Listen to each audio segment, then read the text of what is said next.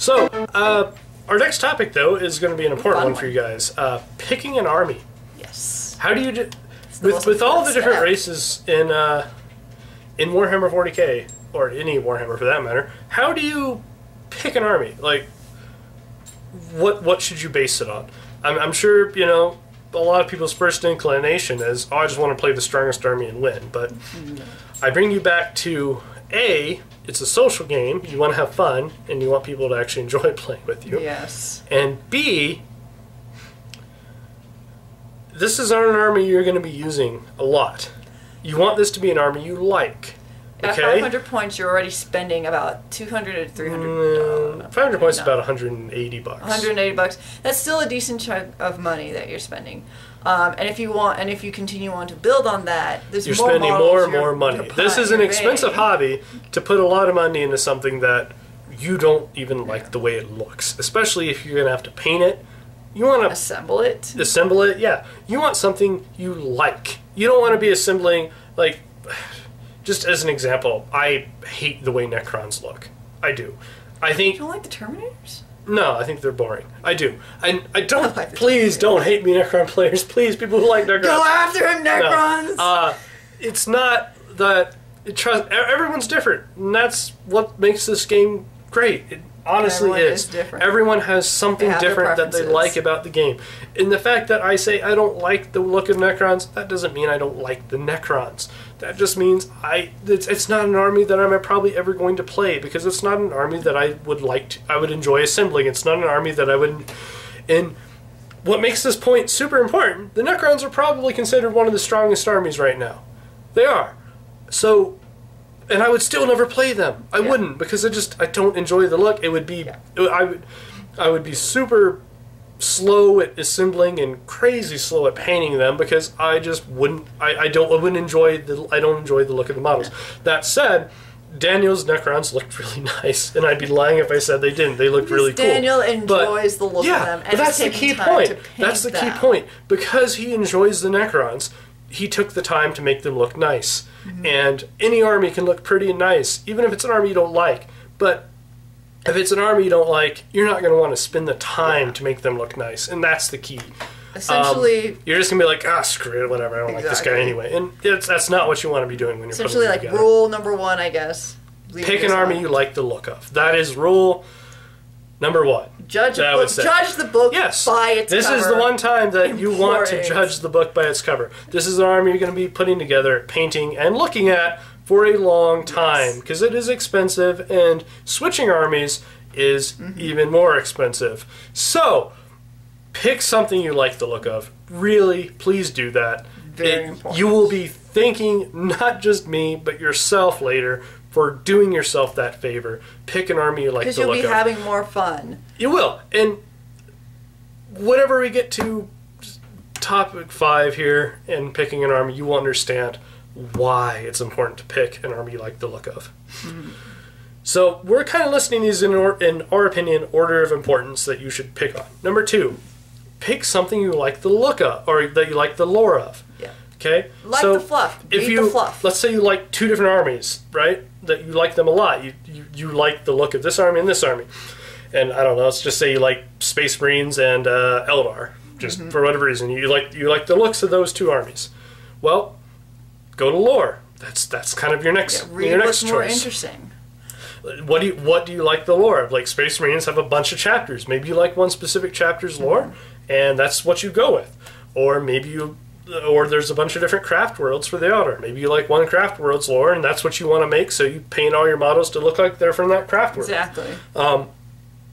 You want something that, you enjoy the lore of. To that end, there's plenty of sites out there. One of the ones that Ollie and I enjoy. As we mentioned before, 1D4chan. 1D4chan. Like I said, it's not 4chan, 1D4chan. 1D4chan. And they're great. It is funny. They have a lot of amusing anecdotes. Like, it's delicious. Look up Catachan Jungle Fighters if you have the chance. There you go. You're welcome. So one thing I wanted to give as a little bit of an anecdote related to it. So originally, before I learned a bit more about the Warhammer 40k universe, as you guys know, I was nominally knowledgeable on it, thanks to Brian here. And originally I thought, like, well, I wouldn't mind doing Adeptus Sororitas. They seemed interesting enough. All I knew was the Imperium Man and various things of Imperium Man. I was like, all right, Battle Sisters, awesome, flamethrowers, I enjoy that. But then I read about the lore of the Tau, and come to realize that I like the Tau. Their lore made sense to me. For some reason, the practicality of their lore interested me a lot. Yeah. A lot, especially the fact, small race getting more and more powerful was like, I don't know, like a great journey. You could be a small hero and then gain power and fame, and I like that kind of story. And then I found out the way they look, and that Roscoe. See? Short. I love short, stubby things. That's what it is. Like our dog, the corgi, Roscoe. But in any case, so from there I discovered how they looked, and no surprise, big anime fan, and I kind of like Gundams and mechs. I'm like, oh, a race of short blue people, blue my favorite color, riding mechs. And those were the two things that I based my choice of. I really didn't know. I didn't know like the ranking of strength because I didn't care. I liked the lore, and then I liked the look of the Tau, and that's why I chose them. Period. I'm done. Yeah. It's similar for me. I like the look of the Dark Elder. Specifically their Incubus. Like, they look amazing. Bastards. That's what they look like. Scary. They look really cool. If you've ever seen Dark Elder or Incubus, they look amazing.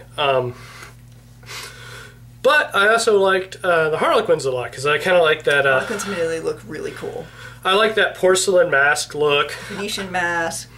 That's awesome. Yeah, and all the colors, and the fact that you can't really paint them wrong. Whatever you do to them is fine, and completely within the lore. So, yeah, and the lore of them, once you get into the Harlequins, is really amazing. They're basically the ones that sort of are giving the Eldar a chance, and the Dark Eldar a chance to actually have possibly bring the war to Slaanesh and win, as opposed to dying out. So it's kind of their one chance at victory is because of the Harlequins. Yeah. So that, and they're sort of, like I said, the bridge between the two people, the Dark Eldar and Eldar. They probably would hate each other if not for the Harlequins. Yeah. Essentially, that and the Harlequins are so badass, even the Dark Eldar are afraid to touch them. So.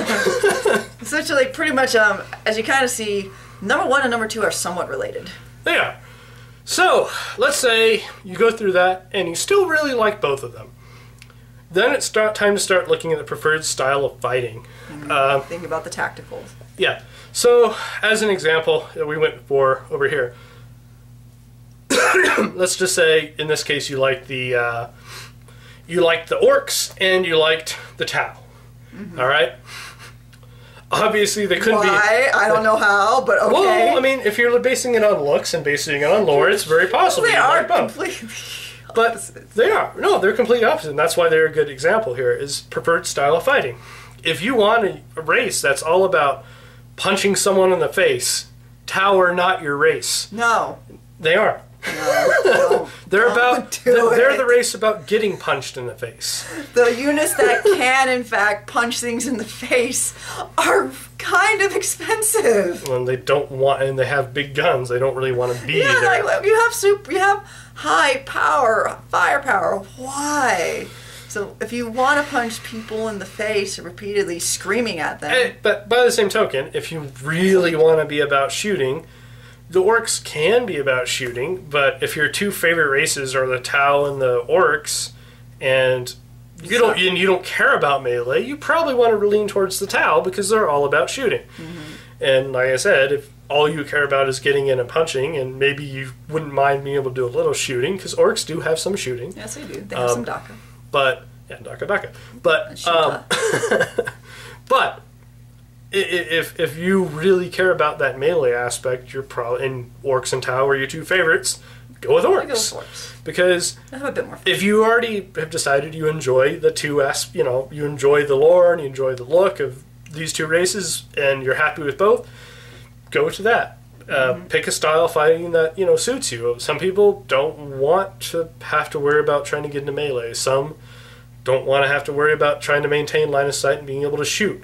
And and then there's races that sort of in between. Yeah, there's races that actually sort of are in between. The Eldar can do some melee. The Space Marines do melee and shoot. The Harlequins, even the Harlequins, they generally lean melee, but they do have some shooting. So and the Imperial Guard just died. No, the Imperial Guard have they have good units too. I'm just not melee though, but they're about they don't bayonets. Yeah, fix bayonets.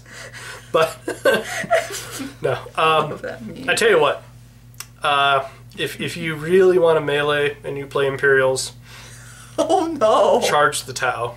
You can actually win that fight. That's true. If you get into melee with the Tau, so bad you can win. I promise you. So unfortunate. Don't worry. I won't. They're the one race worse at melee than the Imperial Guard is the Tau. If you get close. Big F. Big F. Yeah. Anyway. I know I don't have a great track record, but damn it, it's a big if. Okay. And number 4 here. You still can't make up your mind, right? Let's say for whatever reason, you don't care what style fighting, and you just don't care. You want to know more about the hobby. Well, if you want to dive more into the hobby and find out more about the game, go to a hobby store. Go to either Games Workshop, or there's plenty of other hobby stores. There's a lot of hobby stores that have games, and usually nights. You want to go, not just nights, but like maybe if you go on a Friday night or on a Saturday afternoon, go to the store. I promise you someone's probably there playing, and most people are pretty friendly, especially if you're expressing interest in their army. They're going to be happy to tell you about it. If they're in the hobby, I promise you, they like the lore of their army. They would love to share with you what they like about that army, and they're happy to talk to you. I mean, maybe obviously someone might be having a bad day, but it's pretty. More about the grumps. Yeah, I mean, someone might get grumpy, but that's life. And more times than not, I would wager 9 out of 10 times, if you go into a hobby store, and as long as they aren't like in the middle of some tournament or something, which probably isn't the case if you're in the hobby store, you'll find people will be happy to talk to you, and they'll be happy to tell you about their army that they've picked, and find someone playing some of the armies you're interested in, talk to them, and find out about how the army plays, what they like about it, what they don't, and get a little bit more of a feel. And then the final way to decide on an army, and obviously if you're the kind of person that just doesn't care about this being a social game, and all you want to do is win, go to tournaments and play, you big jerk. This is the one that matters. I mean, it's up to them. It's not fair to call them jerk. But if you're the kind of person who wants to do this, and that's all you care about, the strength of the army. And if you're the kind of person that's what you want, then you're going to be picking this as your number 1 priority. And odds are you're probably not watching our channel. But if you are, that's fine. It's fine. I don't judge you. It's not the way I play, but that's fine. It really is. I don't think there's a bad way to play this game per se. I just think that but the reason why I'm a little harder on this point is because whenever you play a game that has this kind of aspect of social in it, and you pick the army that is the strongest, reading forums, so on and so forth. I'm just going to say it right now, Tau or Necrons. If you end up like losing, that's going to be really hard probably on you. Well, beyond that, the other reason using strength, especially at low point value, isn't exactly what's the way to look at it here is strength is relative to the point value you're playing at. Yes. Just because Necrons and Tau at 1,500 points are considered the strongest 2 races doesn't mean that they're going to be strong at 500 points. What makes those races strong oftentimes is redundancy, and being able to basically stack a lot of redundancy and then have the extra points to spend on some big bads. And that is without the cheese factor coming in. With at low point values, you don't have the points to do that. You have to get that core. If you just tried to throw Riptide in the field at 500 points, odds are it would die. And it would die. Because it wouldn't have any support. Or you wouldn't have any friends. But, I mean, strength is relative to the point value. So, like I said, if you're the kind of person that wants to just play the strongest army, that's going to be relative. I think currently orcs are kind of considered low strength, at least according to forums, but my understanding is at like 500 points, they're unbeatable. So, I don't know. There you go. It's, Harlequins kind of have that same feel right now as, they're supposed to be okay at any point value, but at low point values, I feel incredibly strong, and it's been annoying because I can't do anything to really make myself weaker because I have a limited selection of units to choose from, so it's unfortunate for me. But I'm further experimenting still to eventually beat him at this point value. Well, you've beat me at 1,000, so I'm at 1,000 with Necrons. But admittedly, like, one thing that I had to learn, because I originally, when I chose the Tau, I thought, like, oh, and they're the strongest?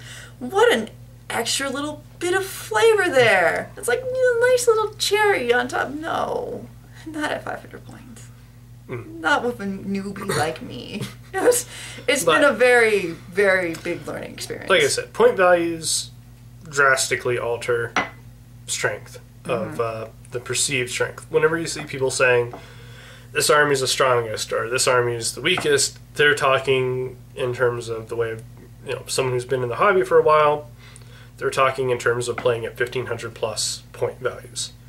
And I wouldn't discount them. I'm sure they're correct. Whenever we get up to 1,500 point values, I'm sure we're going to find that they're correct, because they have a lot more experience than us in this game. So I don't say this, discounting what they said.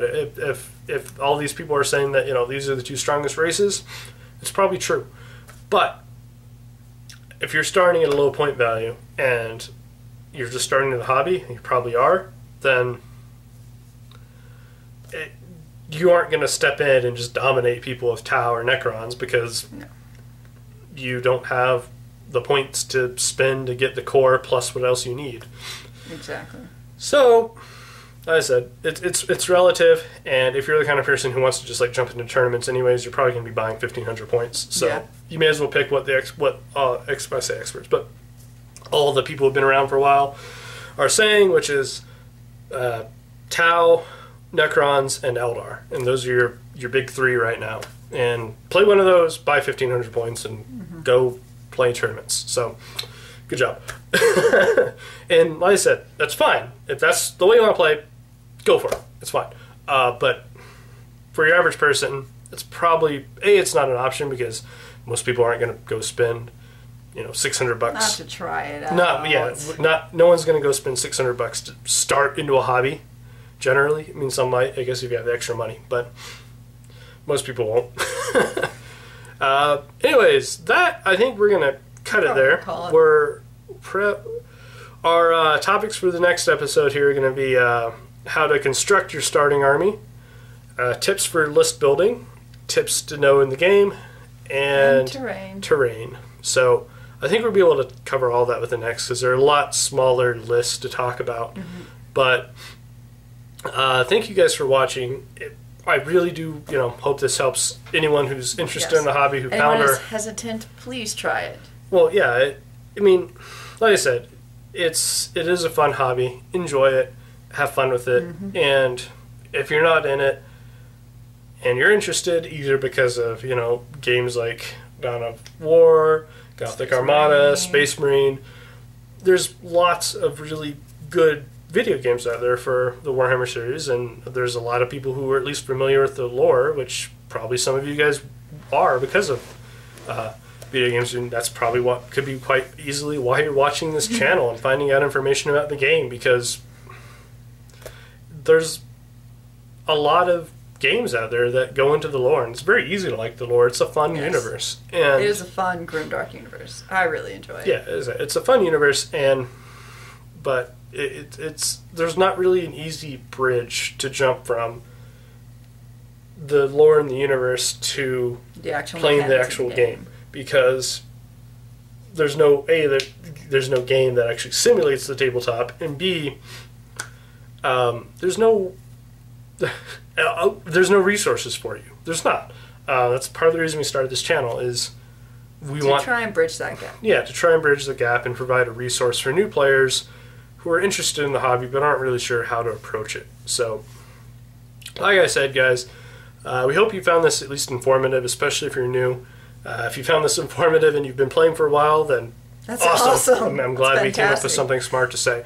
If you found this just entertaining, that's great too. Yeah. So whatever the reason, if you guys have watched this and you've enjoyed it or found some sort of token of information out of it, please do like and or subscribe. It does help us out, helps spread the word about the channel, and helps get other people to see these videos and hopefully join, the fun hobby that is Warhammer. 40k. 40k? 40k. 40k. There you go. Warhammer 40k, damn it. Warhammer 40k. Go Orcs. No. Like I said, we do thank you guys for watching. Yeah. Thank you, really. We do appreciate it.